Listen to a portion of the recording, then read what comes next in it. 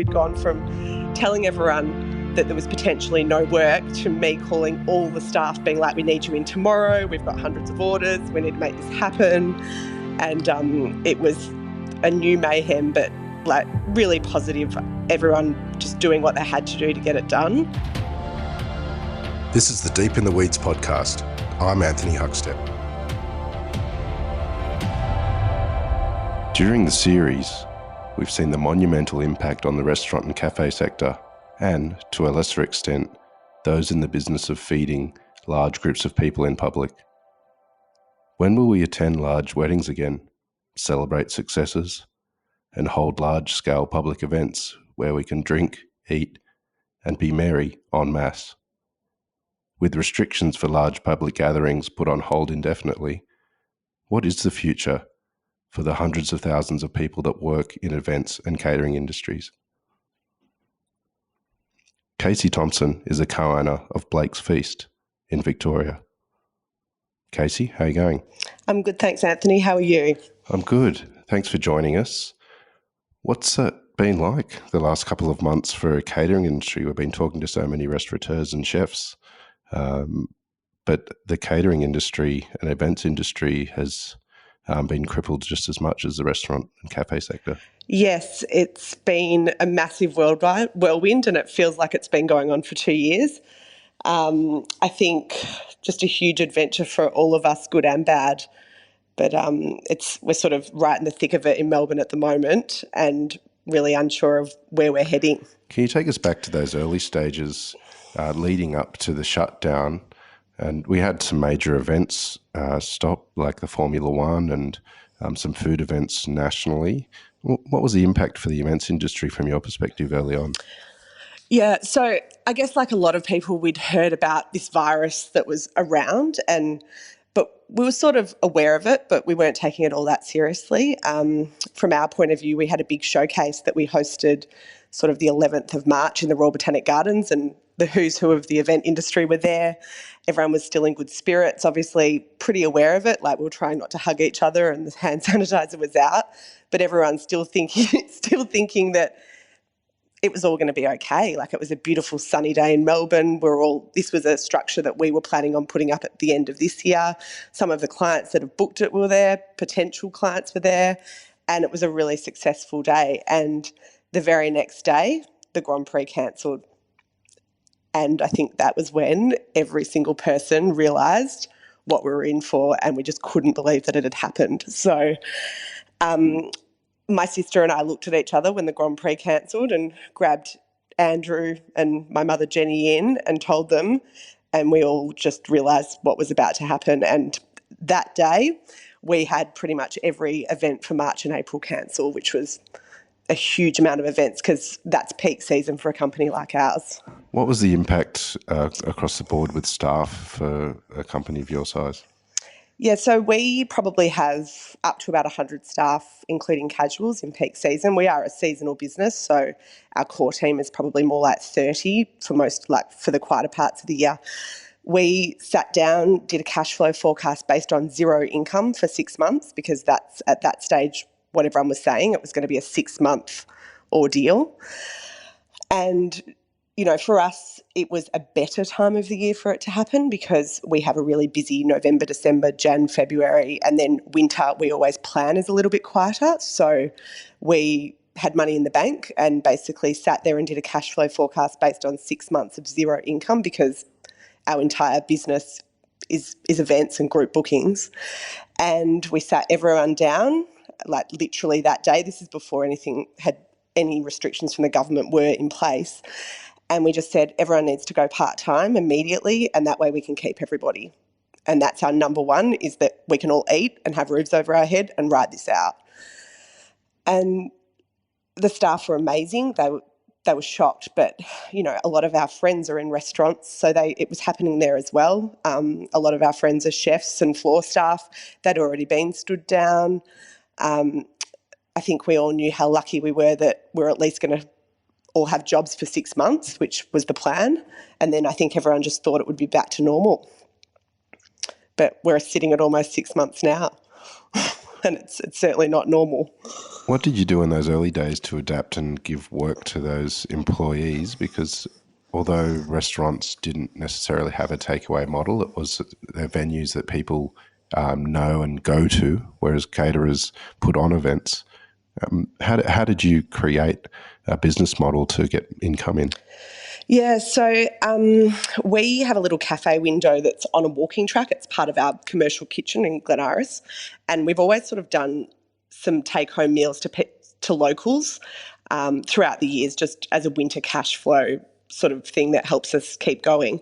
And we realised that that was basically all we could offer that wasn't event space. So Nerida did a bit of a post on our social media, and it actually went crazy, thankfully, for us. That was on the 13th of March. So again, before we'd actually been shut down, just saying, we've got people to pay and we've got these meals that we can do, and contact us if you'd like to place an order. And it went crazy. Andrew was on the email. We were actually at a really good friend of ours, Maddie Morgan's birthday party that weekend, all of us. It was the last event we were at. And Andrew just couldn't relax because his phone was just going off, and we just knew we had to set up a system, and really, really quickly. And he was like almost white as a ghost. So we'd gone from telling everyone that there was potentially no work to me calling all the staff being like, we need you in tomorrow. We've got hundreds of orders. We need to make this happen. And it was a new mayhem, but like really positive. Everyone just doing what they had to do to get it done. And I sort of spent the next week getting it onto an online platform. There's a platform called Kookaburra. They contacted me and they said, contact me now. And I was like, oh, okay. And we just, we got on. And so we were actually on that platform within a week. And it was the biggest week I think we've ever had. People that usually manage events, processing manual credit card orders, Andrew on the cryovac, mum packaging food. It was just, you've never seen anything like it, but all positive, and everyone was just so thankful and knew that this might get us through it. So it's been we basically created an entire business from scratch again. What sort of food were you doing as compared to what you may do for the sort of premium events that you do? Yeah, so we were kind of doing food that we like to eat. So it was still on brand and sort of what we usually do, but it was more, so we're doing 1 kilo packs and of, different soups. Dylan does an incredible duck curry. We've done the Andrew Blake's world best practice chicken parma. We've done lasagnas. We've got dumplings from David's that sell really well. So sort of meals that you can eat as a family, or so there's something for the kids, there's something for mum and dad, but still really good quality. And we've now got 2 delivery drivers out full time delivering to like over 500 suburbs. Wow. So it's actually doing really well, thankfully. And I understand that there was some controversy over the name of it originally, and there has been a bit of fun involved in the slogans to sell the offering that you had. Yeah, Andrew is the creative one. He's always got great ideas. And at the start, because, it was created overnight, it was Blake's Feast at Home, and we went with it and we were happy with that. And then as everybody sort of evolved their offerings, there was a lot of at home. And Andrew, he comes to work in bright pink check golf pants daily. He doesn't like doing things the same as anyone. So he was very quick to work on a new name, and he came up with Blakeaway, which we just all started laughing and loved, and it's actually been really well received. And he's the marketing genius within the company at the moment. He's been coming up with some great slogans and keeping himself entertained, and it's been a nice thing to work on. It's obviously, we're working on it from a necessity standpoint, but our aim at the moment is to get it up to the point where it covers our break-even costs without any government assistance and while there's no events. Andrew is a pretty colourful character and a renowned chef in Melbourne. How did Blake's Feast all start? So I think when Blake's restaurant shut, he still had the cafeteria, and my mother Jenny had a deli. Oh, it's all quite intertwined actually. Andrew had Canis, Blake and Caddis.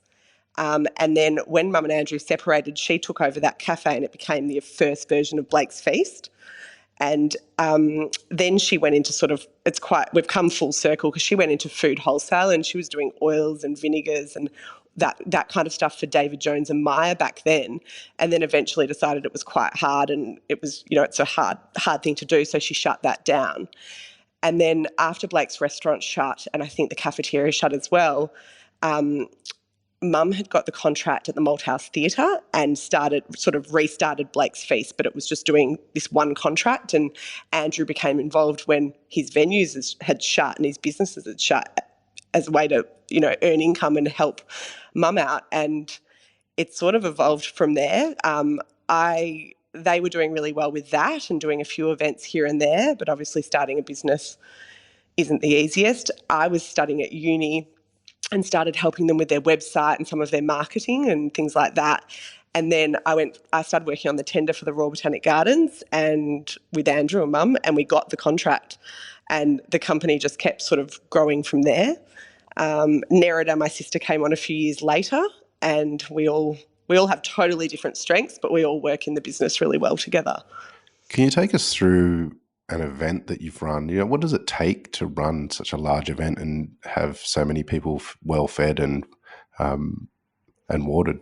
Yeah, all events are so different. So I guess, we have to adapt a lot to whatever the client's brief is, but it can be anything from doing a custom menu for 10 people in their home and styling their dining room and, getting wines to match and bringing a sommelier in to assist with service, through to being in a paddock, on the Murray River and having to set up a kitchen and a venue from scratch, bringing in power supplies, bringing in absolutely everything, working with produce that they've got from the farm, bringing in every single element. And then a lot of these events, you work on the concept for a year or two before they happen. So, people are planning them and planning this amazing experience for that long. So as well as the fact that at the moment we just don't know when we'll be allowed to be in groups even larger than 5, there's a lot of planning that goes into these, and it's going to affect the pipeline for quite a while as well. You must have had quite a few disappointed people having to cancel all those events, and that many may include brides as well, and or future brides. What's it been like coping with that and trying to plan for weddings that I know that are integral to your business? Yeah, I think weddings are such an emotional experience for people as well. So I feel like I need a crystal ball at the moment. I felt like it all year. There's a lot of trying to, I know how I feel about not knowing what's going to happen and everybody else in the event industry. So you've got these brides and grooms or corporate clients, but they're obviously not quite as emotional, but they just don't know. They've got family pressure where they're being asked what's happening because they've got interstate visitors. They've got, budgetary situations. Some of them have lost their jobs. They're looking to us for guidance. And I was just on the phone to a bride before, and she's great, but she's like, how's that crystal ball going? I'm like, I'm growing it. I can see it because, I have clients that have 3 different date options on hold. So we're still trying for December for their marquee wedding. We've got a backup of March 2021 and we've got a backup of November 2021. And wow, that's a long time to be talking about your wedding. It's a long time to not be eating and drinking too much during a lockdown and things like that. So it's sort of just staying in touch with them off like as much as I can and being really honest with them as well, because it doesn't just affect them and us. There's so many other suppliers that are affected as well. And there's entire businesses that exist just based on linen hire for weddings and candle hire and things like that. Victoria's had the unfortunate situation of a bigger lockdown and a harsher lockdown than the rest of Australia. What's the impact been like on your industry, given you went through that first lockdown and your business was able to find some income stream, but the second lockdown was stage 4? What sort of impact has that had? It's pretty dire. I think that when the first lockdown happened, there was still some hope. You know, people were worried. Obviously, every business has its own cash flow situation as well, but there was a lot of calling other suppliers and chatting to other caterers and brainstorming and trying to work out ways that you could service and all of that kind of thing. But when this second lockdown happened, it's been pretty quiet, to be honest. I think people are, like, especially in events, we just don't know what's next. We're totally not in control in any way. We're not going to be opening with small numbers. Group gatherings are part of what's caused this second wave in Victoria. So it's really not looking great for the events industry. And, you know, we've been trying to touch base with different people just to make sure people are okay this round, because I think it's hitting people a lot harder this time around. Like, it's not pretty. Just to touch on weddings again, they're quite a stressful event for the participants. How have your clients been coping during this period? I think our clients, you know, we have a very one-on-one relationship with our clients, so they're doing okay. They're frustrated, but they are doing okay. I have heard of clients, not ours, that have just pulled the pin entirely because they just can't deal with all the unknown. So whether it's a wedding, you know, they've just said, I'm not dealing with it this year. We'll just wait and see. One of our staff members was actually meant to get married on the 25th of March. So she went right through it. We went to cater it. And it went from down to 50, and we were planning for a 50, and then it went down to 20, and she just burst into tears. It was all organised. And I just looked at her and said, all right, you got two options. We reschedule for later in the year, or if you want to get married, let's make it happen. It can still be beautiful. So she dropped her guest list down to her family. We moved it to the gardens. She had an amazing day. But I think a lot of people are just waiting. They're just waiting and seeing, because we just don't know what's going to happen. This period has been difficult, but I understand that you got quite a good contract during the pandemic. Yeah, I guess we've been doing Blakeaway the whole time, so people know that we're still fully operational. We thankfully have picked up some catering for some of the troops that are here. I think there's lots of them here staying at different places, but we have picked up some, which is definitely, we're very thankful for, because it's helping the cash flow, that's for sure. It's been great. How hard is it to plan for the future when there is so much uncertainty going forward for your industry? It's really hard. I think a friend of mine described it as grieving. You're grieving all the things you can't do, but you're kind of grieving the business that's on hold. We, from a Blake's Feast point of view, we are all dreaming for the day that we can have events. Like, we love events, you know, it's what we do. But for the foreseeable future, we just don't know what that's going to look like. And it really may be, it could be back to semi-normal at the end of the year, but there's a real chance that it could be another year after that. So I think that that's pretty disheartening. But we know that when that side of the business is back, you know, we'll be ready to go and we'll be stronger than ever. But for now, we're sort of taking this time to work on all our menus and work on Blakeaway and building this new business up. We think it's a business that will be viable after this is over. We think we've found a spot in the market and we're really enjoying doing it. So we're just pushing as hard as we can to get that up to a level that it needs to be, where it's covering our costs, so that if it is another year, we're okay, and that we've got this great product that we're offering to everyone as well. So it's kind of been, we haven't had any downtime. There's no events, but it's been pretty hectic in a good way, I guess. I've got to be thankful for it at the moment. You're all very hands-on there, and you know, you've been juggling kids and homeschooling and parenting as well as running a business. What's been the personal toll on you during this time? Oh, it's really starting to show on the kids now, I think, this second lockdown, but it's hard because we're on site physically packaging food and in the kitchen, and my sister has two young girls as well, and but the kids can't be at school and they've got to be at home. So we've actually, from day dot, had one of our waiters that doesn't have any work, Holly, helping with the homeschooling, which she's got a little team of them and she is an amazing homeschooler. But I think it's it's so hard because you go at a million miles an hour at work, sort of fighting for survival, and then you get home and you've got these kids that have been inside all day, and we're now looking at close to 6 months of them not really being at school, no activities, not enough outdoor, way too much screen time. It's hard to see now, and I think we're all ready for it to be over. That's for sure. With the restrictions in place, the pandemic has made it tougher for us to interact socially. How do you think that'll impact the events industry moving forward?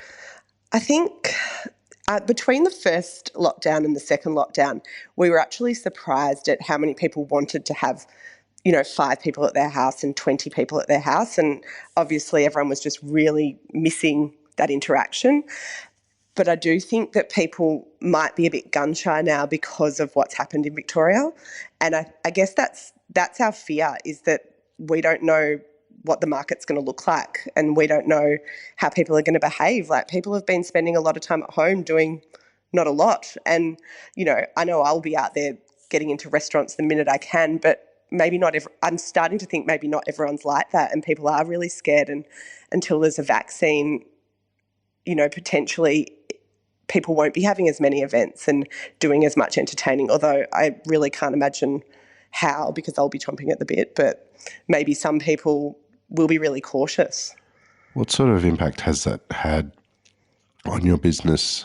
Have you had to have separate teams to ensure that you can do events and cater for people moving forward? And what's been the impact on the operations? Yeah, it's such a steep learning curve for everybody. Obviously, we want to keep our staff safe, and we want to keep the premises open, because if we can't operate, we can't make any of the food. So a few of my friends that work in different corporate environments started at me at the very start of the pandemic about teams, and I was like, what are you talking about, teams? They're like, you've got to have a blue and a red team, and they can't cross over, and you've got to do a deep clean in between. And our heads were spinning. I was calling family meetings and they were all just looking at me, and I was like, I know it's another thing to think about, but what if this happened? So it's pretty hard being, chefs and front of house people at heart, and being in teams and trying to have Zoom meetings and things that just, we never thought we'd have to do. But we have sort of worked it out. We're in teams. We have big, deep cleans. We've obviously got to have a COVID safe plan.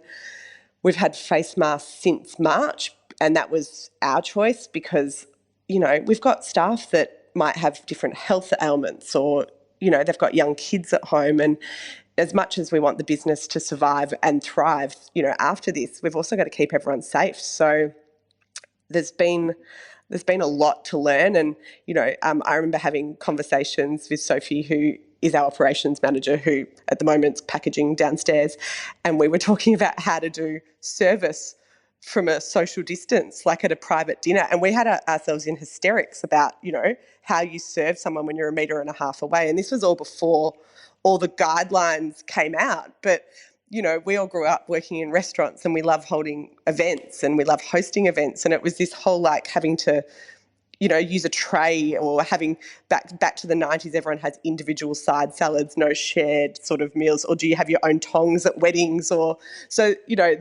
there's so many different things you can think of, and the landscape's changing constantly. And again, we just don't know how it's going to look. But it's there's obviously a lot more compliance and a lot of things you need to think about now to keep everybody safe. If your crystal ball was active before the pandemic, do you think there's any way that the industry could have been better prepared for the pandemic? Oh, not really.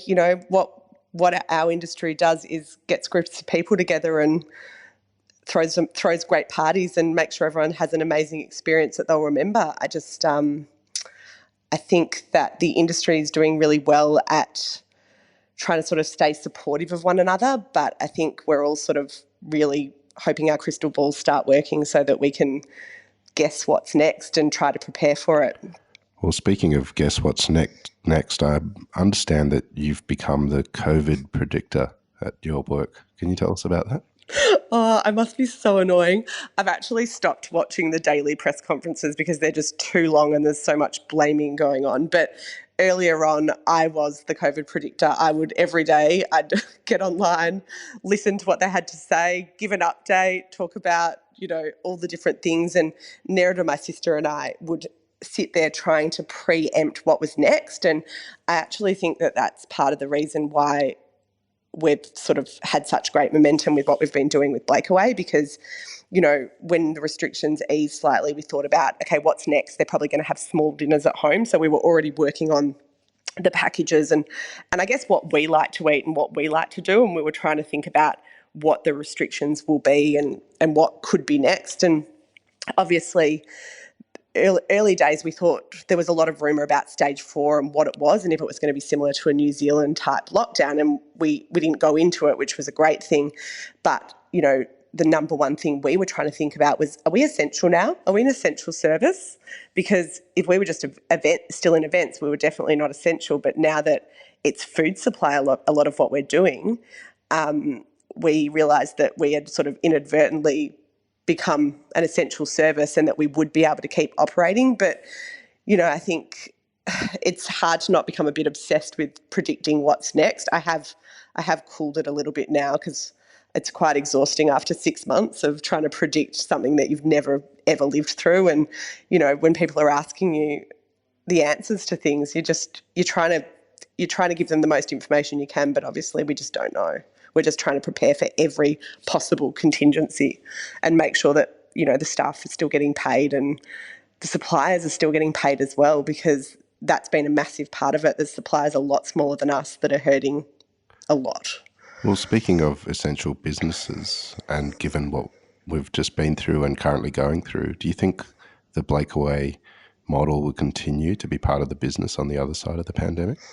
Yeah, definitely. That's something we're working towards. We think that there's a lot of demand for it, and even though obviously at the moment there's more demand because everybody's stuck inside, we think that the product offering, the feedback we're getting from people is that it's for, if you're busy working at home and you just want really good quality food, then they're just really enjoying it. We've got a lot of repeat customers that are just checking in with us every week to make sure that this will continue on forever. So I think it absolutely will be. And I think that until events are back to normal, the 4 family members and pretty much 20 other staff are actively working on Blakeaway.